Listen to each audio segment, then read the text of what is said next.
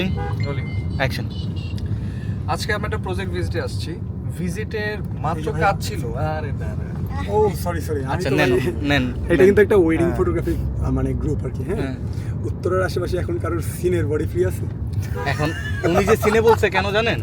না কারণ উনি জানে একজনের রেসপেক্ট কেমন করতে হবে, এটা ওই সিনে। আমি ভাইয়া আমি বুঝতে পারছি আপনার কথা, আমি ক্লিয়ারলি বুঝতে পারছি। আমি কোনটা বুঝাইতেছি, আমাদের কমিউনিটিতে যেটা বিলং করে এটা আপনারা জানি না, exactly. আমাদের আপনাদের কমিউনিটিতে যেটা বিলং করে এটা হয়তো আমি জানি না। এই যে দ্যাটস আপনারা ওয়াই আমি জানতো? বলতেছি cinematographer, right? Exactly. So Okay, ready ready. Rolling action. আজকে আমরা আসছি একটা প্রজেক্ট ভিজিটে।